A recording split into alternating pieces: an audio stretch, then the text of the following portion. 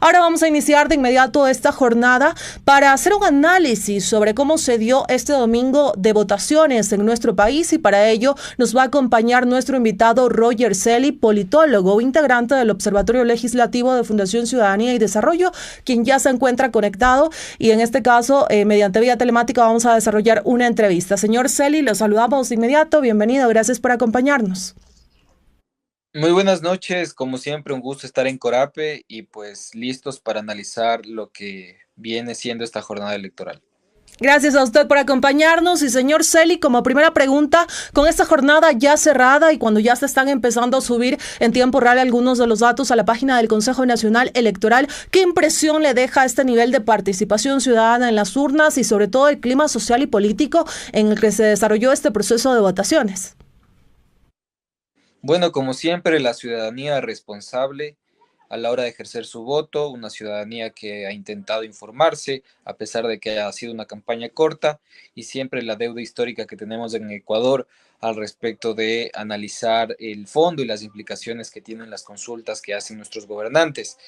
Eso pues tiene un trasfondo más estructural, tiene que ver con la cultura política y la cívica de los ecuatorianos, así como la mejor promoción de los partidos políticos. Pero en todo caso, más allá de lo que ha sucedido con la ciudadanía, que es un tema complejo en cuanto a la configuración plural de nuestra sociedad, pues lo que sí es auditable, criticable y execrable es el comportamiento de muchos actores políticos que han roto la norma del silencio electoral, incluso autoridades gubernamentales, y que ojalá y sean investigadas y sancionadas, porque es que el Estado de Derecho no empieza por nuestros principales gobernantes, aquellos que rompieron el silencio electoral, aquellos también que con una normativa expresa del Consejo Nacional Electoral respecto de las fotografías sobre el voto y su publicidad, pues es algo que nos deja un sinsabor al respecto de qué tan apegados están a las propias normas que crean nuestras autoridades. De ahí, pues lo sustantivo, lo de fondo, tiene que ver con el resultado que se va proyectando al respecto de la consulta popular y posiblemente sea muy temprano para dar una apreciación sobre qué es lo que ocurriría, pero en todo caso tenemos claridad desde el Observatorio Legislativo al respecto de las implicaciones que tendrían varias de las preguntas de esta consulta y referéndum. Usted ha mencionado este tema de actores políticos que han roto la norma del silencio electoral. Aquí conversar un poco sobre esto, y tal vez dentro de sus análisis en anteriores procesos electorales se ha visto algo así o llama la atención lo que ha ocurrido ahora. En otros procesos electorales ha ocurrido lo mismo, no importa el color del gobierno que esté de turno, sino importa el comportamiento político. En anteriores gobiernos también ha sucedido, pero ahora lo vemos con mayor frontalidad. Es decir, antes al menos se cuidaban algo las formas y la promoción electoral en cuanto al tiempo de silencio, pues era menos expresa, ahora ya es frontal y se le lo dice con todas sus letras. Eso nos llama mucho la atención ya en términos institucionales,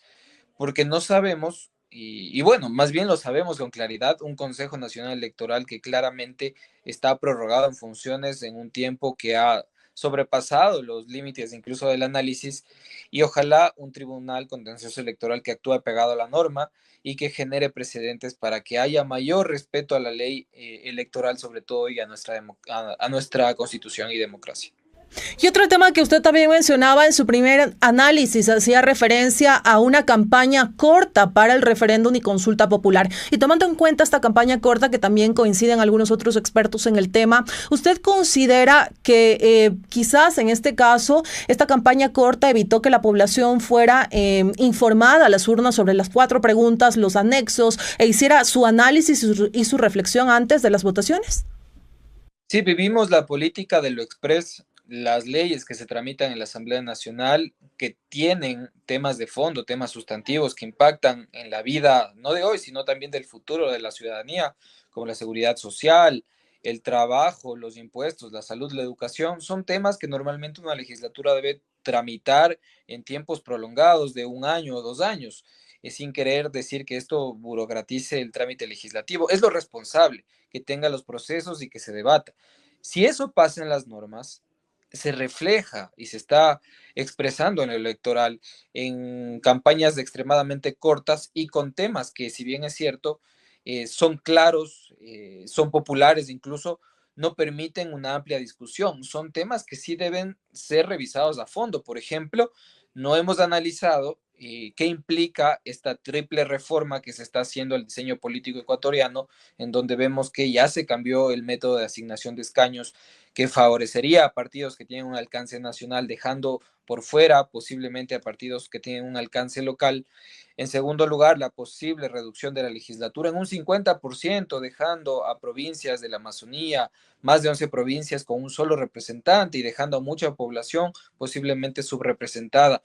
y Galápagos también. Y luego la eliminación del fondo partidario permanente. Creo que configuran una reforma que no se ha visto de esa forma. Parece que son hechos aislados, las reformas que hace la Asamblea y las consultas que plantea el presidente, pero todo tiene una sinergia y la sinergia da como resultado un posible diseño de concentración de poder, que insisto, más allá del color de gobierno que esté de turno en este momento, sí deja un escenario bastante preocupante en el caso de que prospere esta consulta y referéndum. Señor Celi, ¿qué factores usted considera que influyeron más en la decisión de los votantes hoy? Bueno, en este caso, principalmente el aparataje gubernamental ha sostenido una campaña mucho más incisiva al respecto del el voto del sí. Hemos visto a ministros de Estado publicitando y embajadores también publicitando por el sí. Ahí el Código de la Democracia tal vez nos deja un vacío al respecto de qué posibilidades tienen estas autoridades de hacer campaña, al respecto también de la función de la Contraloría General del Estado de auditar si se usan recursos públicos o no para este tipo de campañas. Y luego la oposición que no ha logrado, y es un punto de vista muy particular, que no ha logrado posicionar una clara oposición razonada al respecto de por qué votar no. Y ahí también está la sociedad civil y los medios de comunicación que han hecho un gran trabajo y un gran esfuerzo por llevar información más cercana a la ciudadanía, más allá de un discurso que puede sonar popular o que también puede ser populista y clientelar. Y en esa mixtura entre el gobierno, la oposición, la política y la ciudadanía y los medios de comunicación, así como la academia que ha hecho debates para intentar llegar a una conclusión al respecto de qué implican estos cambios, pues creo que es una conclusión de una mixtura de información que finalmente se traslada a la ciudadanía. ¿Quién? Pues, y ahí está el análisis de política comparada al respecto de si es que el ciudadano ecuatoriano vota más por la emoción o por lo que le dicen a último momento antes de ir a las urnas, o finalmente si es un voto razonado, debatido, deliberado y consensuado. Esas son las dudas que nos dejará este proceso electoral. Llama mucho la atención en el caso de las proyecciones que se han hecho en la opinión pública de que posiblemente, y sí, hay bastante polarización, tal vez la oposición y el gobierno están declarando entre líneas que han ganado esta jornada electoral, pero sí hay un análisis como ocurrió en la anterior consulta popular en donde se ve que el ciudadano también vota por pregunta. No estamos frente a un razonamiento electoral de voto en plancha en las consultas populares y referéndum, sino vamos votando por preguntas. Y eso es interesante al respecto de que sí hay un debate en las familias ecuatorianas al respecto de la política de nuestro país. Señor Celi, revisaba el análisis de algunos expertos y algunos coincidían en que hoy, domingo 16 de noviembre, no se sentía en el aire un ambiente electoral. Tal vez señalaban que es un proceso electoral que estaba un poco débil. ¿Cómo lo ve usted o en este caso, qué elementos señalaría que han tal vez diferenciado a esta jornada electoral de referéndum y consulta popular en otras que se han dado en el país? Sí, y ahí coincido yo también y debería hacerse un análisis más allá del ausentismo, porque recordemos que el voto es obligatorio en Ecuador. Si es que nosotros haríamos un ejercicio hipotético en donde el voto sería facultativo, creo que el ausentismo sería bastante alto, porque los políticos no han logrado conectar la democracia como sistema con el ejercicio ciudadano y de la vida cotidiana de las personas. Esa conexión no se ha logrado. Y otros valores que podríamos comenzar a analizar ya más en términos políticos es, por ejemplo, cuántos participaron realmente en un ejercicio de campaña por el sí o por el no al respecto de cada pregunta. Y ahí creo que sí, en la esfera digital, sobre todo, o más bien, la política se ha trasladado a la esfera digital. No hemos visto con mayor visibilidad al respecto de movilizaciones, al respecto de mitines o al respecto de incluso eventos que se hagan o activaciones a favor de una u otra tendencia. Eso no se ha visto, lo cual sí nos deja un sabor a que este proceso electoral no ha sido como los anteriores, en donde con más tiempo, por supuesto, porque insisto que este proceso fue express también,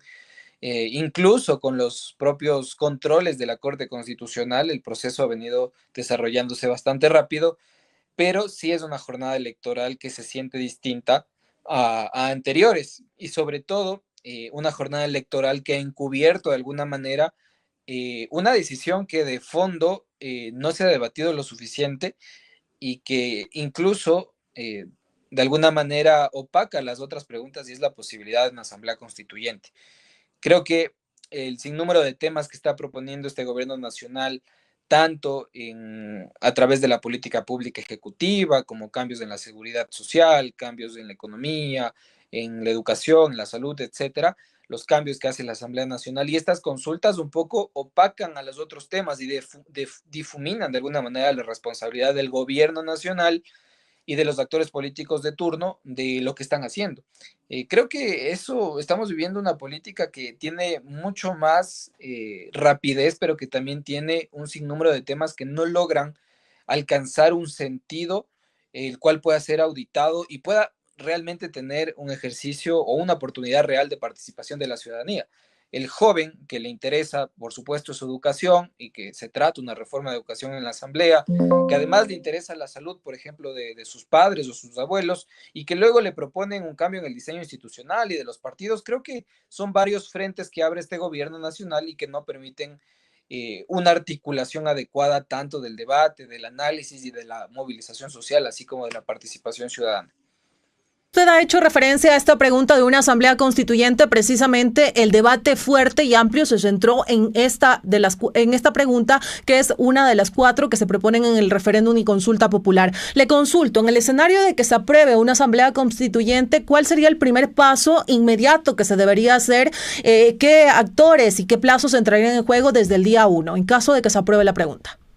Bueno, en el caso de que se apruebe esta pregunta y se convoque efectivamente a una asamblea constituyente, el Consejo Nacional Electoral deberá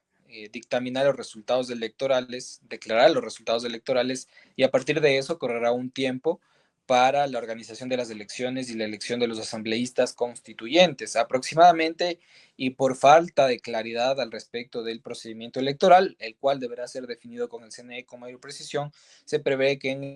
el primer semestre del próximo año tendremos esas elecciones y posiblemente la conformación de la constituyente, la cual posiblemente arrancaría en el segundo semestre de 2026 o en el último trimestre de 2026. En todo caso, más allá de los tiempos, estimado a Elba y quienes nos ven y escuchan, es importante pensar en la posibilidad, y lo han dicho también en la opinión pública real, de que esta asamblea se pueda declarar de plenos poderes. Creo que la ciudadanía deberá estar vigilante porque eso trastocaría el Estado de Derecho, ya que hay sentencia de la Corte Constitucional respecto de las limitaciones que debería tener esta constituyente, pero frente a un escenario político en donde hemos visto que el Estado de Derecho no es respetado, sí queda esa duda y cómo funcionaría un eventual constituyente bajo unas reglas del juego que no son claras para los ecuatorianos. Ni siquiera se ha definido una sede o tenemos un estatuto que sea lo suficientemente claro para el funcionamiento de esta asamblea. Y poniéndonos en el escenario de que esta pregunta la mayoría de la población le haya dicho no y no se dé paso, ¿cuál es ese mensaje o esa reflexión precisamente para el Ejecutivo que ha sido quien la ha propuesto? La reflexión creo que sería clara y es que la ciudadanía espera gestión más que cambios en las normativas y en las leyes. ¿Por qué? Porque leyes tenemos regulaciones que incluso le han servido a este gobierno nacional para ejecutar acciones que han dicho que son parte de su gestión gubernamental. Es algo contradictorio incluso que digan que las cosas están mejor, que se han ejecutado acciones y que el propio marco constitucional ha permitido que esas ejecuciones se lleven a cabo.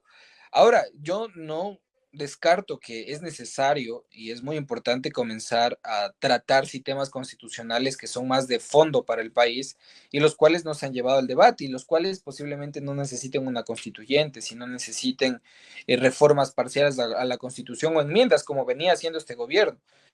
Entonces, el desvío un poco de la estrategia política del gobierno, después de proponer varias enmiendas, reformas y que éstas tengan triunfo incluso en las elecciones, ahora una propuesta más radical de constituyente nos llama la atención al respecto de la estrategia electoral que está teniendo este gobierno nacional.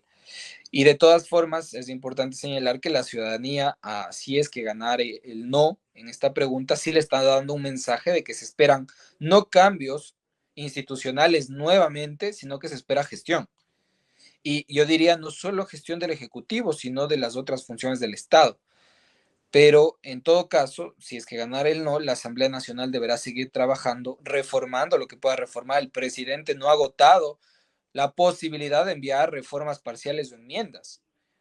Cuidado caigamos en el error que el presidente nos diga, bueno, como ustedes dijeron que no a la constituyente, yo ya estoy atado de manos para cambiar lo que hay que cambiar en la Constitución a través de enmienda reforma y tener una gestión adecuada. Esa posibilidad no debe presentarse en el escenario político que tenemos en el país porque es realmente complejo de cara al próximo año.